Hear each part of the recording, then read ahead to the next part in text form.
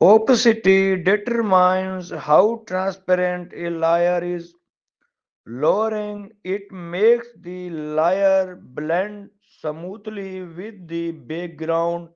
You can adjust it from invisible to 100% facade.